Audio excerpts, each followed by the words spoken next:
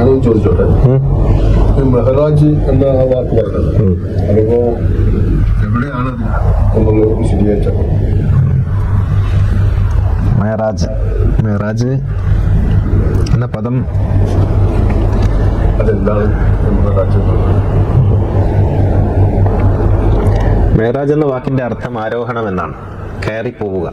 യഅ്റുജുൽ മലായിക ഖുർആനിൽ പറയുന്നുണ്ട്, മാലാഖമാർ കയറി പോകും. ആരോഹണത്തിനാണ് മെഹറാജ് എന്ന് പറയുന്നത്. ആരോഹണം എന്ന് പറഞ്ഞാൽ മുകളിലേക്ക് കയറി പോവുക. എല്ലാ പ്രവാചകന്മാർക്കും മെഹറാജ് ഉണ്ടായിട്ടുണ്ട്. അതവർ ഇരുന്ന സ്ഥലത്ത് നിന്ന് മറ്റൊരു സ്ഥലത്തേക്ക് പോക്കല്ല, അത് അവരുടെ റൂഹിന്റെ ഒരു യാത്രയാണ്, ആത്മാവിന്റെ ഒരു യാത്രയാണ്. നമുക്ക് ശരീരത്തെ വെച്ചുകൊണ്ട് മാത്രമേ നമുക്ക് ചിലതൊക്കെ സങ്കല്പിക്കാൻ പറ്റുള്ളൂ. പക്ഷേ ശരീരത്തിനപ്പുറത്തുള്ള യാഥാർത്ഥ്യത്തെയാണ് അള്ളാഹു പരിഗണിക്കുന്നത്. മുഹമ്മദ് നബി യാത്ര ചെയ്തു, അത് ആകാശങ്ങൾക്കപ്പുറത്ത് അതിരുകളില്ലാത്ത ലോകത്തേക്കുള്ള യാത്രയായിരുന്നു. അത് മുഹമ്മദ് നബിയുടെ മാംസമല്ല യാത്ര ചെയ്തത്, മുഹമ്മദ് നബിയുടെ ആത്മാവാണ്. ഇത് നമുക്കൊക്കെ ചെയ്യാൻ കഴിയുന്ന യാത്രയാണ്. മൂസാ നബി യാത്ര ചെയ്തിട്ടുണ്ട്, ഇബ്രാഹിം നബി ചെയ്തിട്ടുണ്ട്. എല്ലാ പ്രവാചകന്മാരും അങ്ങനെയുള്ള യാത്രകളിലൂടെ കടന്നുപോയവരാണ്. ആ യാത്രക്ക് നമ്മുടെ ഈ പ്രകൃതിയുടെ ഭൗതികമായ സമയ മാനദണ്ഡങ്ങളൊന്നുമില്ല. അങ്ങനെ സമയ മാനദണ്ഡങ്ങളില്ലാത്ത ഒരു യാത്രയാണിത്. നമ്മൾ വിചാരിക്കുന്ന ഒരു നിമിഷം കൊണ്ടൊരു പക്ഷേ നൂറുകണക്കിന് വർഷങ്ങളുടെ അനുഭവങ്ങൾ അവർക്ക് സ്വായത്തമാക്കാൻ കഴിയും. ഞാനൊരു കഥ പറയാം, മെഹറാജ് പെട്ടെന്ന് മനസ്സിലാക്കാൻ പറ്റുന്നൊരു കഥ. മുമ്പ് എവിടെയൊക്കെ പറഞ്ഞിട്ടുണ്ട് ആ കഥ. അതിങ്ങനെയാണ്, ഒരാള് രാവിലെ എഴുന്നേറ്റ്, ഒരു പുഴക്കരയിൽ താമസിക്കുന്ന ആളാണ്. രാവിലെ എഴുന്നേറ്റ് പിന്നെ പുഴയിലേക്ക് പോവാണ്, ബ്രഷൊക്കെ എടുത്ത് പല്ല് തേച്ച് കുളിച്ച് വരാൻ വേണ്ടി പോവാണ്. അപ്പം ഭാര്യ പറഞ്ഞു, അടുപ്പത്ത് ചായക്ക് വെള്ളം വെച്ചിട്ടുണ്ട്, തിളക്കുമ്പോഴേക്കും പെട്ടെന്ന് ഇങ്ങ് വന്നേക്കണം. ഇങ്ങനെ അയാൾ പോയി ബ്രഷൊക്കെ ചെയ്ത് പുഴയിലിറങ്ങി മുങ്ങി, നിവർന്ന് ഒന്ന് സോപ്പൊക്കെ തേച്ച് രണ്ടാമതും പുഴയിൽ ഇറങ്ങി മുങ്ങി. അയാൾ മുങ്ങിയിട്ട് ഉയർന്നു നോക്കുമ്പോൾ അയാൾ മുങ്ങിയ കടവല്ല മറ്റേതോ ഒരു സ്ഥലത്താണ് എത്തിയിരിക്കുന്നത്. കരയിലേക്കൊക്കെ നോക്കുമ്പോൾ ചെറിയ ചെറിയ കുഞ്ഞു മനുഷ്യരെ പോലുള്ള ജീവികൾ ഇങ്ങനെ ഓടി കളിക്കുന്നു. അവരെന്തൊക്കെയോ വർത്താനം പറയുന്നു, ഇയാൾക്കൊന്നും മനസ്സിലാവുന്നില്ല. ഇയാൾ ആകെ പേടിച്ചു. അയാൾ എങ്ങനെയോ പരിഭ്രമത്തോടെ കരയിലേക്ക് കയറി ഉടനെ ബോധം കിട്ടുന്ന വീണു, പേടിച്ചിട്ട്. ഇയാൾക്ക് പരിചയമുള്ളൊന്നും എവിടെയും കാണുന്നില്ല. പിന്നെ കുറെ കഴിഞ്ഞ് കണ്ണു തുറന്ന് നോക്കുമ്പോൾ ഇയാളൊരു വലിയ കെട്ടിടത്തിനകത്തൊരു കട്ടിലിൽ ഇങ്ങനെ കിടക്കുകയാണ്. ചുറ്റുഭാഗത്ത് നേരത്തെ പറഞ്ഞ ജീവികൾ ഇങ്ങനെ എന്തൊക്കെയോ പറഞ്ഞ് ഇങ്ങനെ ഓടിക്കളിക്കുന്നുണ്ട്. ഇയാളെ തൊട്ട് നോക്കുന്നു, ഇയാളെ പിച്ച് നോക്കുന്നു. ഇയാൾക്ക് ബേജാറായി, അവർ പറയുന്ന ഒന്നും മനസ്സിലാവുന്നില്ല. പക്ഷെ ഇയാൾക്ക് കുടിക്കാനുള്ള വെള്ളമൊക്കെ അവിടെ കൊണ്ടുവച്ചിട്ടുണ്ട്. ഇയാള് പരവശനായി ഈ വെള്ളമൊക്കെ എടുത്ത് കുടിച്ചു, അവിടെ ഇങ്ങനെ കിടന്നു. ഇനി എന്ത് എന്നറിയില്ല. കുറച്ച് കഴിഞ്ഞപ്പോൾ ഒരു പെണ്ണ് വന്നു, ഇയാളുടെ അതേ രൂപഭാവങ്ങളുള്ള ഒരു മനുഷ്യരൂപത്തിലുള്ള ഒരു പെണ്ണ് വന്നു. അപ്പോൾ ഇയാൾക്ക് അറിയാവുന്ന മനസ്സിലാവുന്ന ഭാഷയിൽ ചോദിച്ചു, നിങ്ങൾ ആരാണ്, നിങ്ങൾ എവിടെയാണ്? അപ്പൊ ഇയാൾ പറഞ്ഞു, ഞാനിങ്ങനെ ഒരു സാധാരണക്കാരനാണ്, ഇന്ന് പുഴയിൽ കുളിക്കാൻ വേണ്ടി വന്നത്. പക്ഷേ ഉടൻ നോക്കി ഇവിടെയാണുള്ളത്, എന്താണെന്ന് സംഭവിച്ചെന്നറിയില്ല, എനിക്ക് എന്റെ കുടുംബത്തിലേക്ക് പെട്ടെന്ന് പോകണം, എനിക്ക് ആകെ പേടിയാവുന്നു. അപ്പൊ ഇവള് പറഞ്ഞു, ഇത് ഭൂമിയല്ല, ഇത് മറ്റൊരു ഗ്രഹമാണ്, ഇത് അന്യഗ്രഹ ജീവികളാണ് ഇവിടെ ഉള്ളത്, ഇവിടെ മനുഷ്യനായിട്ട് ഞാൻ മാത്രമേ ഉള്ളൂ, നിങ്ങൾക്കിനി ഭൂമിയിലേക്ക് തിരിച്ചു പോകാനൊന്നും കഴിയില്ല. ഇയാളാകെ നിലവിളിച്ചിട്ടൊരു കാര്യമില്ല. ഇവിടെ വന്നിട്ട് പറഞ്ഞു, നിങ്ങൾക്ക് വസ്ത്രമൊക്കെ ഞാൻ തരാം, ഭക്ഷണമൊക്കെ ഇവിടെ ഉണ്ട്, നിങ്ങൾ കഴിഞ്ഞോളി, നിങ്ങൾ ഇനി ടെൻഷൻ അടിച്ചിട്ടും കരഞ്ഞിട്ടൊന്നും കാര്യമില്ല. അങ്ങനെ 1-2 ആഴ്ച കഴിഞ്ഞപ്പോൾ ഇയാൾ ആ പഴയ കാര്യങ്ങളൊക്കെ മെല്ലെ അങ്ങ് മറന്നു അവിടെ ജീവിക്കാൻ തുടങ്ങി. ഒരു ദിവസം ഈ പെണ്ണ് വന്നിട്ട് പറഞ്ഞു, ഞാനും മനുഷ്യനാണ്, നിങ്ങളും മനുഷ്യനാണ്, ഞാൻ സ്ത്രീയാണ്, നിങ്ങൾ പുരുഷനാണ്, നമ്മൾ രണ്ടുപേരും ഇവിടെ ഇങ്ങനെ കഴിയാണ്, നിങ്ങൾക്ക് എന്നെ കല്യാണം കഴിച്ചൂടെ? ഇയാൾക്ക് വേറെ നിവൃത്തിയൊന്നുമില്ല, കല്യാണം കഴിച്ചു. അതിൽ കുറേ മക്കളൊക്കെ ഉണ്ടായി, അവരുടെ കല്യാണമൊക്കെ കഴിഞ്ഞു, അതിലും കുട്ടികളുണ്ടായി. അങ്ങനെ എല്ലാ വർഷവും അവിടെ ഒരു ആഘോഷം ഉണ്ടാകും. ആ ആഘോഷത്തിൽ പുഴയിൽ പോയി എല്ലാവരും കുളിക്കുകയൊക്കെ ചെയ്യും. അങ്ങനെ വർഷങ്ങൾക്ക് ശേഷം ഇയാളുടെ പേരക്കുട്ടികളോടൊപ്പം ഇയാൾ പോയി കുളിച്ച് പുഴയിൽ മുങ്ങിയപ്പോൾ നിവർന്നത് പഴയ കടവത്ത്. കണ്ട് ഇയാള് മുങ്ങിയ കടവത്ത്. ഇയാൾ നോക്കുമ്പോൾ അയാൾ അഴിച്ചു വെച്ച തുണിയൊക്കെ അവിടെ അങ്ങനെ കിടക്കുകയാണ്. ഇയാൾക്കൊന്നും മനസ്സിലാവുന്നില്ല. ഇയാൾക്ക് ആകെ ടെൻഷനായി. കാരണം അവിടെ മക്കള്, പേരക്കുട്ടികൾ. ആദ്യം ടെൻഷനായി ഇതിനെ കുറിച്ചാണ്. മനുഷ്യന്റെ ടെൻഷനെ കുറിച്ചൊക്കെ ഇതിൽ നമുക്കൊരുപാട് പാഠങ്ങളുണ്ട്. ആരില്ല, ഒഴിഞ്ഞ കടവ്. ഇയാള് കയറി നോക്കുമ്പോൾ ആ വസ്ത്രമൊക്കെ അങ്ങനെ തന്നെ ഉണ്ട്. ഇയാളൊക്കെ പിന്നെ മാറ്റി ആ വസ്ത്രമൊക്കെ എടുത്ത് കഴിഞ്ഞപ്പോൾ ആ പഴയ ഓർമ്മയിൽ വഴികളൊക്കെ തെളിഞ്ഞു കിട്ടുന്നു. ഇയാള് പിന്നെ പോയി, ഇയാളുടെ പഴയ വീട് കണ്ടു, കയറിപ്പോയി. അപ്പൊ ഭാര്യ പുറത്തേക്ക് വന്ന് ചോദിച്ചു, ഇത്ര പെട്ടെന്ന് നിങ്ങൾ വന്നു, വെള്ളം തിളച്ചില്ലല്ലോ എന്നാണ്. ആ അടുപ്പത്ത് വെച്ച വെള്ളം തിളച്ചിട്ടില്ല, അപ്പോഴേക്കും നിങ്ങളിങ്ങ് എത്തിയോ എന്നാണ് ചോദ്യം. അപ്പോഴേക്ക് ഈ അനുഭവങ്ങളൊക്കെ ഉണ്ടായി. സമയത്തിന്റെ പുറന്തോടെന്ന് പറയുന്നൊരു സംഗതിയുണ്ട്. സമയത്തിന്റെ പുറന്തോടെന്ന് പറയുന്നത് നമ്മൾ ഈ വിചാരിക്കുന്നത് പോലെയൊന്നുമല്ല. ഒരു നിമിഷം കൊണ്ട് പലതും സാധിക്കും. അപ്പോ മേറാജ് എന്ന് പറയുന്ന അനുഭവം അങ്ങനെയാണ്. അത് നിമിഷങ്ങളുടെ, സമയത്തിന്റെ എല്ലാ പുറന്തോടും പൊട്ടിച്ച ചില അനുഭവങ്ങളിലൂടെയുള്ള ഒരു ആത്മാവിന്റെ യാത്രയാണ്. ആത്മാവിന്റെ തീർത്ഥയാത്ര എന്ന് വേണമെങ്കിൽ പറയാം. അല്ലല്ല, സ്വപ്നം എന്ന് പറയുന്നതും ആത്മീയാനുഭവം എന്ന് പറയുന്നതും രണ്ടാണ്. സ്വപ്നം എന്ന് പറയുന്നത് ഒരു മനുഷ്യന്റെ ഉറക്കിൽ അയാൾക്ക് പ്രത്യേകിച്ച് റോളൊന്നും ഇല്ലാതെ ഒരു ചിത്രത്തിൽ കാണിക്കുന്നത് പോലുള്ള അനുഭവമാണ് സ്വപ്നം. എന്ന് വെച്ചാൽ സ്വപ്നം ഒരു തേർഡ് പാർട്ടിയുടെ വിശദീകരണം പോലെ, കമന്ററി പോലെയാണ്. എന്നാൽ ആത്മീയാനുഭവം എന്ന് പറയുന്നത് നമ്മളതിൽ പാർട്ടിസിപ്പേറ്റ് ആണ്. നമ്മൾ ബോധപൂർവം തന്നെ. സ്വപ്നത്തിൽ നമുക്ക് റോളുണ്ടോ? നമുക്ക് കാണാമെന്നല്ലാതെ നമുക്ക് മറ്റു വല്ല റോളുണ്ടോ? സ്വപ്നത്തെ നമുക്ക് ഡ്രൈവ് ചെയ്യാൻ ഒക്കുമോ? സ്വപ്നത്തെ ഡ്രൈവ് ചെയ്യാൻ ഒക്കുമോ? ഞാൻ ചോദിക്കുന്നത് മനസ്സിലാവുന്നുണ്ടോ? സ്വപ്നത്തെ നമുക്ക് ഡ്രൈവ് ചെയ്യാൻ കഴിയില്ല. സ്വപ്നത്തിൽ നമുക്ക് ഡ്രൈവ് ചെയ്യാം, പക്ഷെ നമുക്ക് സ്വപ്നത്തെ ഡ്രൈവ് ചെയ്യാൻ കഴിയില്ല. ഞാൻ ഇങ്ങനെയൊക്കെ സ്വപ്നത്തിൽ ആവാം എന്ന് നമുക്ക് തീരുമാനിക്കാൻ പറ്റുമോ? ഇല്ല. ആത്മീയാനുഭവം എന്ന് പറയുന്നത് നമുക്ക് അതിൽ പാർട്ടിസിപ്പേറ്റ് ചെയ്യാം, നമുക്ക് അതിൽ നമ്മെ ഡ്രൈവ് ചെയ്യാം. ഇതാണ് വ്യത്യാസം. അപ്പൊ ആത്മീയാനുഭവം എന്ന് പറയുന്നതും സ്വപ്നം എന്ന് പറയുന്നതും രണ്ടാണ്. ദൈവം അല്ലെങ്കിൽ അള്ളാഹു വാക്കിന് അതിന്റെ സെക്കൻഡറി ആയിട്ടുള്ള പറഞ്ഞ സ്നേഹം എന്ന് പറയുന്നത് മനുഷ്യനുള്ള പല ലിമിറ്റേഷൻസിന്റെ ലിമിറ്റേഷൻസാണ്. ഒരു ടെമ്പറിങ് സംഗതി അതിലുള്ള ഒരു എംഫസൈസും അതിലുള്ള ഒരു എന്താ പറയുക, ഒരു ഹാർഡ്നെസ് വരാണ്.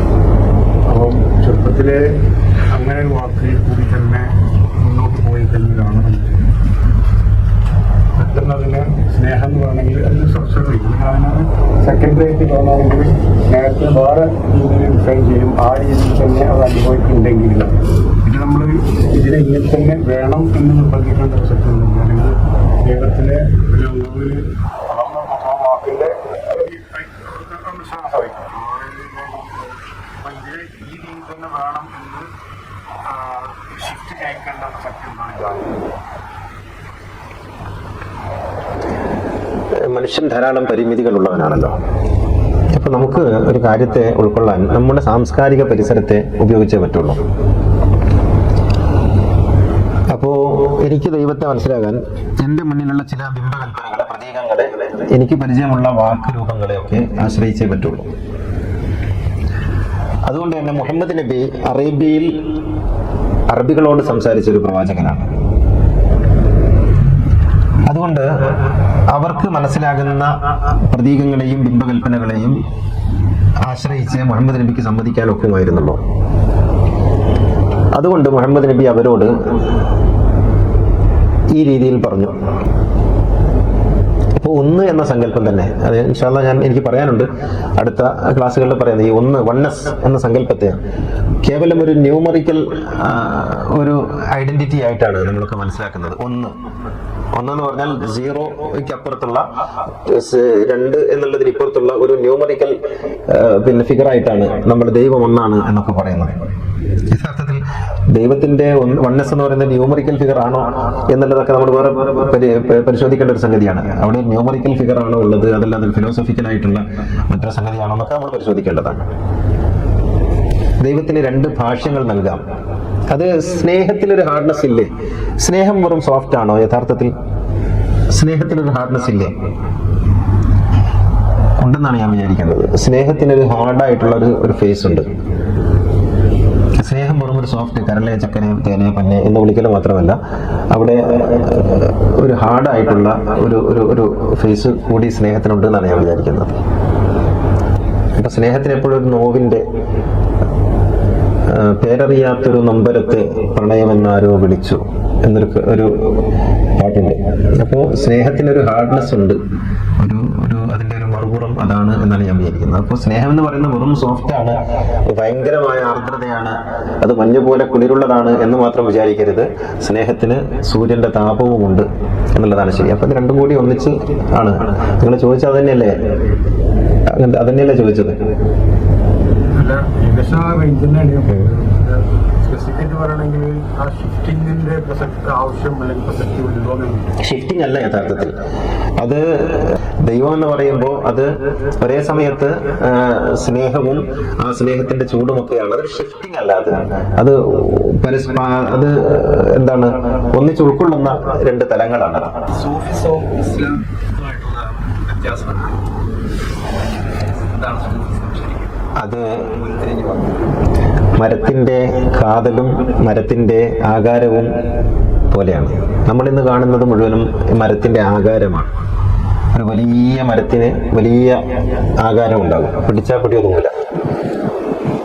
പക്ഷേ ആ മരം വെട്ടിയാൽ ഉപയോഗിക്കാൻ പറ്റിയ കാമ്പ് വളരെ ചെറുതായിരിക്കും. അതാണ് സൂഫിസം. മറ്റതൊക്കെ കത്തിക്കാനേ പറ്റുള്ളൂ. അപ്പോൾ ഒന്നിൻ്റെ ഉള്ളിൽ കാമ്പായിരിക്കുന്നതെന്തോ അതാണ് അതിൻ്റെ ആധാരം, അതിൻ്റെ അടിസ്ഥാനം. ഇസ്ലാമിൻ്റെ അടിസ്ഥാനമാണ് തസവുഫ്. ഇസ്ലാമിൻ്റെ ആത്മാവാണത്, ഇസ്ലാമിൻ്റെ കാമ്പാണത്, ഇസ്ലാമിനെ നിലനിർത്തുന്നതാണത്. പിന്നെ അതിൻ്റെ പുറമെ ഇങ്ങനെ പലതുമായിട്ട് വന്നിങ്ങനെ കൂടിക്കൊണ്ടിരിക്കും. ഇലയുണ്ടാകും, കായുണ്ടാകും, ചിലപ്പോൾ അതിൽ എത്തിക്കണ്ണി ഉണ്ടാകും. ഇതൊക്കെ മരത്തിൻ്റെ ഭാഗമാണെന്ന് നമുക്ക് തോന്നും കാണുമ്പോൾ. അതിൽ പക്ഷികൾ ഒന്ന് കൂടുവെക്കും. ഇപ്പം നമ്മൾ കാണുന്ന ഇസ്ലാം എന്ന് പറയുന്ന വലിയ മരത്തെയാണ്. പക്ഷേ ആ മരത്തിൻ്റെ ഭാഗമായി വന്ന് ചേർന്നതൊന്നും ഇസ്ലാമായിട്ട് ഉണ്ടായിരുന്നില്ല. അതിൻ്റെ ഉള്ളിലുള്ള ഒരു നൂല് പോലെ, സ്വർണ്ണനൂല് പോലുള്ള ഒരു സംഗതിയുണ്ട്. അതാണ് തസവുഫ് എന്ന് പറയുന്നത്. അതിനെ കണ്ടെത്തുക എന്നുള്ളതാണ് യഥാർത്ഥത്തിൽ അന്വേഷണം എന്ന് പറയുന്നത്. ഈ മേൽഭാഗത്ത് കാണുന്നതൊക്കെ അലങ്കാരങ്ങൾ മാത്രമാണ്. അതിൽ വലിയ കാര്യമില്ല എന്നല്ല, ചിലപ്പോൾ അതുകൊണ്ട് ഉപദ്രവം ഉണ്ടാവും. മുസ്ലിം ഇസ്ലാം ഇത് രണ്ടും എങ്ങനെയാണ്? ഇസ്ലാം എന്ന് പറയുന്നത് പിന്നെ ഒരു ക്രിയാനാമമാണ്.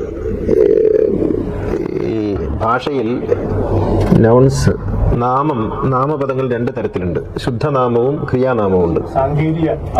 സാങ്കേതിക അത് അർത്ഥത്തിന്റെ തലത്തിൽ വരുമ്പോൾ നാമത്തിന് ശുദ്ധനാമമുണ്ട്. ഇപ്പൊ ഉദാഹരണം, നിങ്ങളുടെ പേര് യൂസഫ് എന്നാണ്. യൂസഫ് എന്ന പേര് എപ്പോഴും യൂസഫ് എന്നാണ്. നിങ്ങൾ ഇന്ത്യയിലാണെങ്കിലും ആഫ്രിക്കയിലാണെങ്കിലും എവിടെയാണെങ്കിലും യൂസഫാണ്. അതേ സ്ഥാനത്ത് സുജൂദ് എന്ന് പറഞ്ഞാൽ ഒരു ക്രിയാനാമമാണ്. അത് സുജൂദ് എന്ന് പറയുന്നതോടൊപ്പം സാഷ്ടാംഗം എന്നും കൂടി പറയണം മലയാളികൾക്ക്. അപ്പൊ അത് ക്രിയാനാമം എപ്പോഴും പരിഭാഷപ്പെടുത്തണം, ശുദ്ധനാമം പരിഭാഷപ്പെടുത്താൻ പാടില്ല.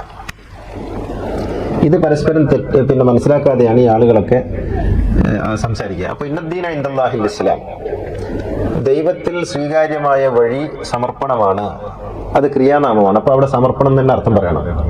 ആ സമർപ്പണം ഉള്ളവൻ മുസ്ലിം, സമർപ്പിതൻ എന്നാണ് അതിന്റെ അർത്ഥം.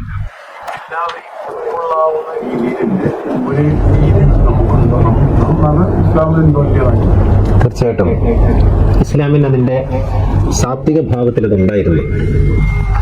ഒരു ഇൻക്ലൂസിവിറ്റി അതിന്റെ തനത് സ്വഭാവമായിരുന്നു. പക്ഷേ ഇസ്ലാം അധികകാലം ആ അർത്ഥത്തിൽ നിലനിന്നിട്ടില്ല. കുറച്ച് കഴിയുമ്പോഴേക്കും ഇസ്ലാം അധികാര മതമായി മാറി. അതുകൊണ്ട് തന്നെ ശത്രു സങ്കല്പം വേണ്ടി വന്നു. ഏത് മതവും ഏത് അധികാരവും നിലനിൽക്കുന്നതിന് ശത്രു സങ്കല്പം വേണം. അങ്ങനെയുള്ളൊരു ശത്രു സങ്കല്പത്തിൽ ഇസ്ലാമിൻ്റെ ഈ ഒരു ഉൾക്കൊള്ളൽ ശേഷി നഷ്ടപ്പെട്ടിട്ട് യഥാർത്ഥത്തിൽ പ്രവാചകന്റെ മരണത്തോളം തന്നെ പഴക്കമുണ്ട്. നമുക്ക് അതില്ലാതെ പോയി. പിന്നെ നമ്മുടെ ശത്രു സങ്കല്പത്തിൽ നിന്നുകൊണ്ടാണ് ആദ്യം അതിനിരയായത് യഹൂദരാണ്. യഹൂദരെ നമ്മൾ ശത്രുക്കളായി സങ്കല്പിച്ചു. പിന്നെ നമുക്കിങ്ങനെ ഓരോന്നായിട്ട് ശത്രുക്കളുണ്ടായി. അങ്ങനെ ആരെയൊക്കെ നമുക്ക് പുറത്താക്കാം. അങ്ങനെ പുറമേ ഉള്ളവരൊക്കെ പുറത്താക്കിയതിനു ശേഷം പിന്നെ ഇതിനകത്തുള്ളവരെ തന്നെ പുറത്താക്കാൻ വേണ്ടി നമ്മൾ പരമാവധി ശ്രമിച്ചു. അങ്ങനെ ഒരിക്കലും ആരെയും ഉൾക്കൊള്ളാൻ കഴിയാത്ത വിധം റിജിഡായി തീർന്നു നമ്മുടെ കപ്പാസിറ്റി. അത് സ്വാഭാവികമായി സംഭവിക്കുന്നതാണ്. നമുക്കുള്ള വിശാലതയെ നമ്മൾ മെല്ലെ ഇല്ലായ്മ ചെയ്യുമ്പോൾ സ്വാഭാവികമായിട്ട് നമ്മൾ അങ്ങനെ സങ്കുചിതരായി തീരും. ഇന്ന് കാണുന്ന ഇസ്ലാമിൽ അങ്ങനെയുള്ള ഒരു തലവുമില്ല. എപ്പോഴേ നമുക്ക് നഷ്ടപ്പെട്ടു പോയി. പക്ഷെ സൗദി അറേബ്യയൊക്കെ മാറുന്നു എന്നാണ് ഞാൻ വിചാരിക്കുന്നത്. സൗദി അറേബ്യയൊക്കെ വലിയ തോതിൽ മാറുന്നുണ്ട്. വലിയ അർത്ഥത്തിൽ തന്നെ ആ ഒരു നഷ്ടപ്പെട്ടു പോയ ഇൻക്ലൂസിവിറ്റി തിരിച്ചു പിടിക്കാനുള്ള ശ്രമം സൗദി അറേബ്യയൊക്കെ നടത്തുന്നുണ്ടെന്നാണ് ഞാൻ വിചാരിക്കുന്നത്. ഇത് നിങ്ങൾക്ക് കാണാൻ കഴിയും എവിടെയെന്ന് ചോദിച്ചാൽ സൂഫി സങ്കേതങ്ങളിൽ ഇൻക്ലൂസിവിറ്റി കാണാൻ പറ്റും. നമുക്ക് നഷ്ടപ്പെട്ട, നമ്മളെ കൊതിപ്പിക്കുന്ന, നമ്മളെ ആഗ്രഹിപ്പിക്കുന്ന ഒരു ഇൻക്ലൂസിവിറ്റിയുടെ സ്ഥാനമായിട്ട് നമുക്ക് ചില സൂഫി കേന്ദ്രങ്ങൾ കാണാൻ കഴിയും.